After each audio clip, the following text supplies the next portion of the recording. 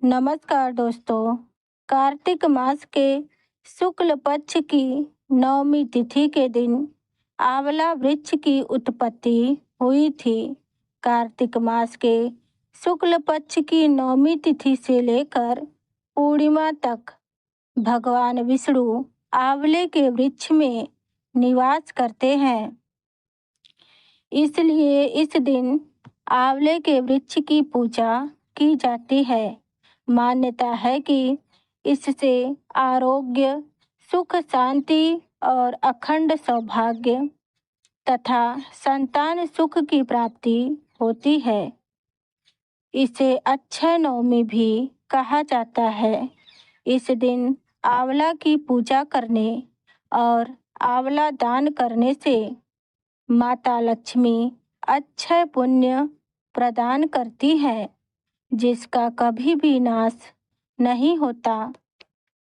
आंवला नवमी के ही दिन द्वापर युग का आरंभ हुआ था, जिसमें भगवान श्री कृष्ण ने जन्म लिया था। आंवला नवमी के ही दिन भगवान श्री कृष्ण ने वृंदावन गोकुल की गलियां छोड़कर मथुरा प्रस्थान किया था। इसी दिन अपनी बाल लीलाओं को त्याग कर कर्तव्य पथ पर पहला कदम रखा था। आंवला नवमी के दिन से ही वृंदावन की परिक्रमा भी आरंभ होती है। आंवला नवमी पर आंवले के नीचे पूजा और भोजन करने की परंपरा माता लक्ष्मी जी ने प्रारंभ की थी। कथा के अनुसार एक बार माता लक्ष्मी धरती पर घूमने के लिए आई। धरती पर आकर माता लक्ष्मी सोचने लगी कि भगवान विष्णु और शिव जी की पूजा एक साथ कैसे करें। तभी उन्हें याद आया कि तुलसी और बेल के गुण आंवले में मिलते हैं। तुलसी भगवान विष्णु को और बेल शिव जी को अत्यंत प्रिय है। इसके बाद माँ लक्ष्मी ने आंवले के पेड़ की पूजा करने का निश्चय किया।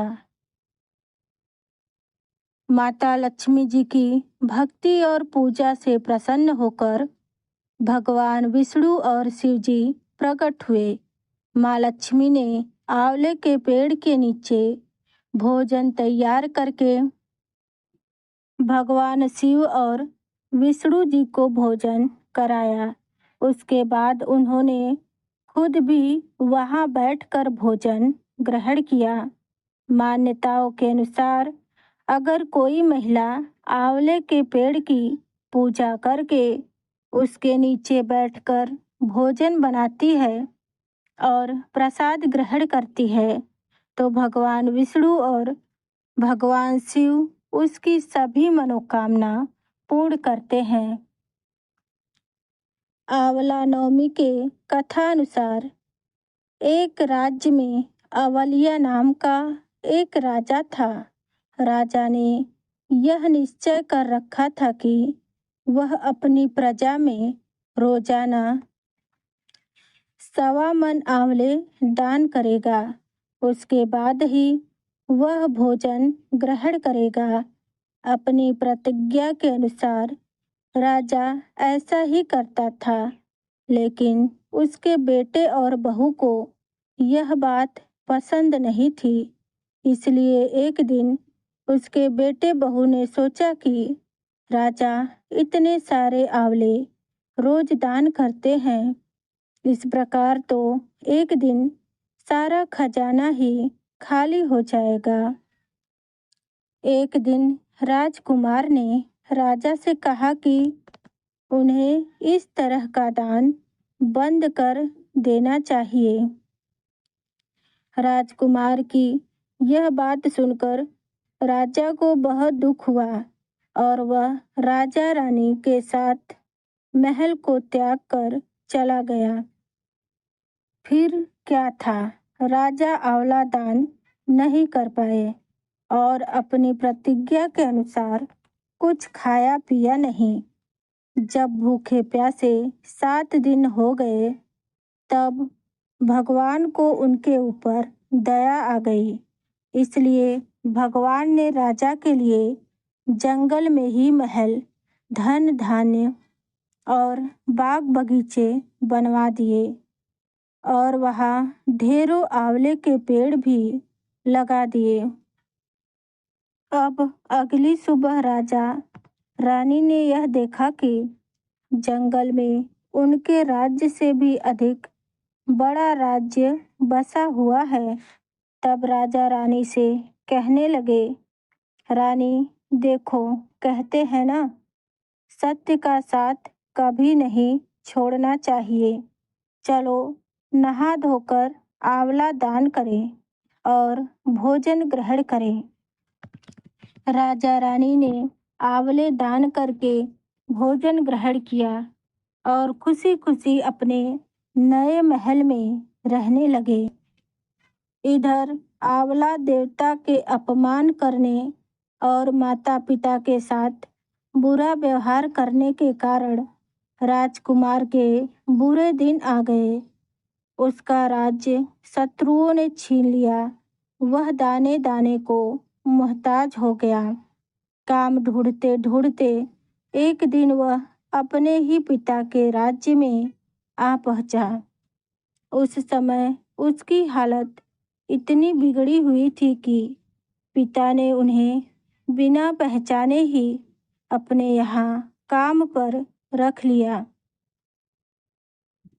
बेटे बहू ने भी नहीं सोचा था कि उनके माता पिता इतने बड़े राज्य के मालिक हो सकते हैं, तो उन्होंने भी अपने माता पिता को नहीं पहचाना। एक दिन बहू ने सास के बाल गूंथते समय उसकी पीठ पर एक मस्सा देखा। यह सोचकर उसे रोना आने लगा कि ऐसा ही मस्सा उसके सास के पीठ पर भी था। हमने यह सोचकर उन्हें आंवले दान करने से रोका था कि हमारा धन नष्ट हो जाएगा।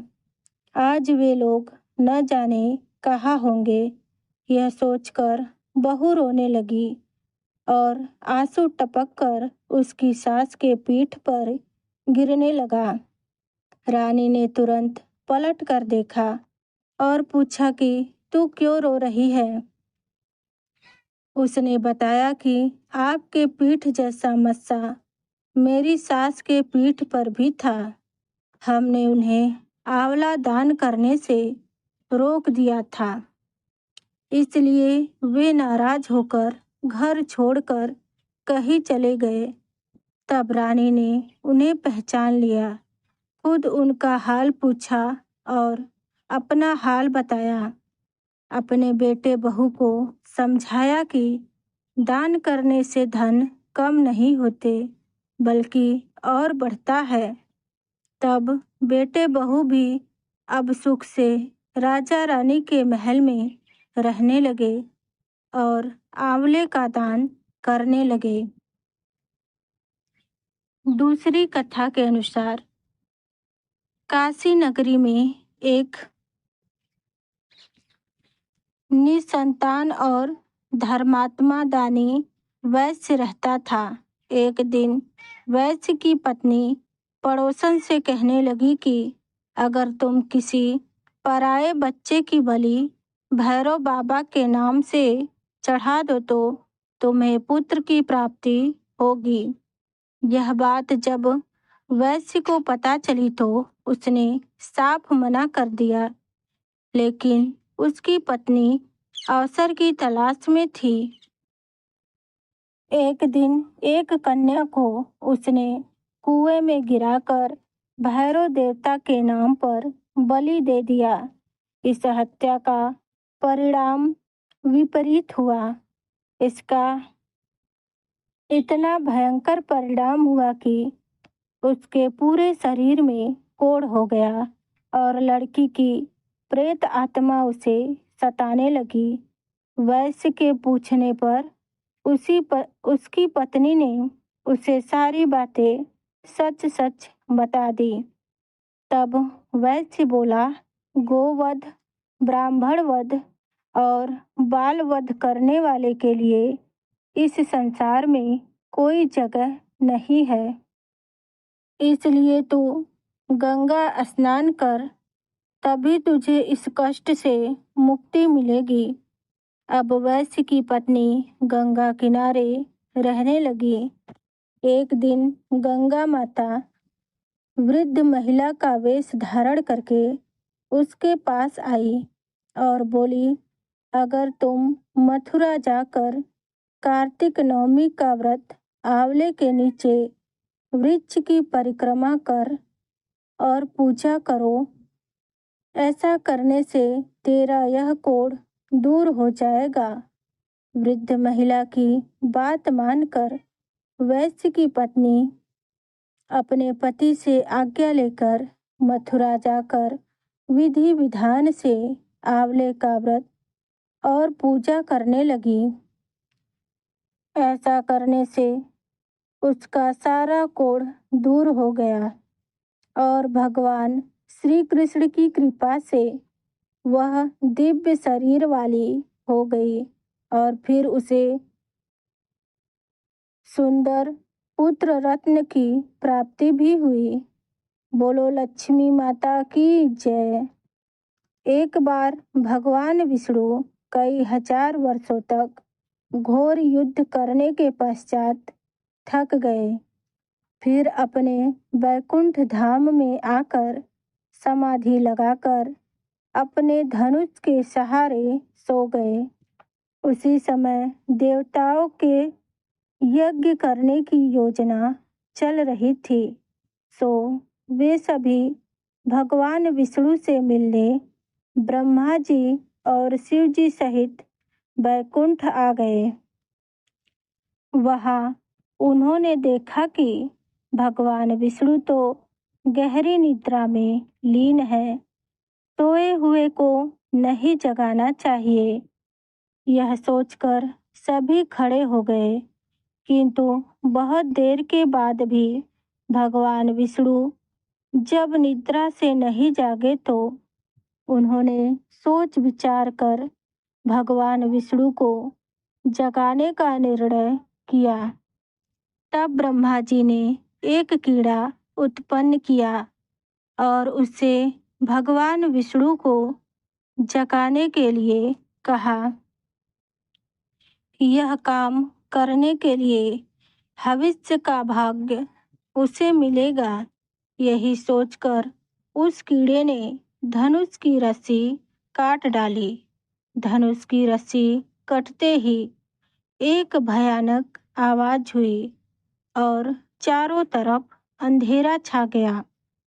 कुछ समय के बाद जब धीरे धीरे अंधेरा कम हुआ तो देखा कि भगवान विष्णु का सर उनके शरीर पर नहीं है। तभी देवता भी अत्यंत चिंतित और भयभीत हो गए। देवताओं को चिंता में देखकर ब्रह्मा जी ने कहा, आप सभी चिंता ना करो। जो कुछ भी होता है वह किसी न किसी कारण से होता है। हम सब मिलकर देवी पराशक्ति की आराधना करते हैं। वह अवश्य ही इसका समाधान करेंगी। ऐसा कहकर ब्रह्मा जी ने सभी वेदों को देवी की स्तुति करने का आदेश दिया। जब वेदों ने देवी की स्तुति की तब भगवान और अन्य देवता भी देवी की स्तुति करने लगे, जिससे देवी अत्यंत प्रसन्न हुई। फिर एक आकाशवाणी हुई, भगवान विष्णु का जो सिर कटा है उसके दो कारण हैं। पहला, एक बार लक्ष्मी जी ने कह दिया था कि आप बिना सिर के हो जाओ, क्योंकि लक्ष्मी जी को देखकर भगवान विष्णु हंस रहे थे। दूसरा कारण है हयग्रीव नाम का दैत्य। जिसका अंत करना। इसने अन्न जल त्याग कर 1000 वर्षों तक मेरी तपस्या की थी। इसने मेरे तामसी रूप का दर्शन पाने के लिए यह घोर तपस्या की थी और मैं उसी रूप में प्रकट हुई। वह अत्यंत प्रसन्न होकर मेरी परिक्रमा व स्तुति करने लगा। तब मैंने उसे मनोवांछित वर मांगने को कहा। उसने कहा, हे देवी, मैं अमर होना चाहता हूँ। मैंने कहा, यह संसार के नियम के विरुद्ध है, तुम कोई और वर मांगो। तब उसने कहा, मेरी मृत्यु केवल भगवान हयग्रीव के द्वारा ही हो। तब मैंने उसे मनोवांछित मृत्यु पाने का वरदान दिया था। इस राक्षस के आतंक से मुक्त होने के लिए भगवान विष्णु का बिना सिर के होना आवश्यक है, इसीलिए इनका सिर कट गया है। ब्रह्मा जी, आप एक घोड़े का सिर काटकर भगवान विष्णु के शरीर पर लगा दीजिए, जिससे इनका हयग्रीव नाम का अवतार होगा और उस हयग्रीव दैत्य का अंत कर देंगे। इतना कहकर देवी अंतर्ध्यान हो गई। इसके बाद विष्णु जी का हयग्रीव अवतार हुआ और दोनों में भयंकर युद्ध छिड़ गया और अंत में भगवान विष्णु ने उस राक्षस का वध कर दिया। राधे राधे।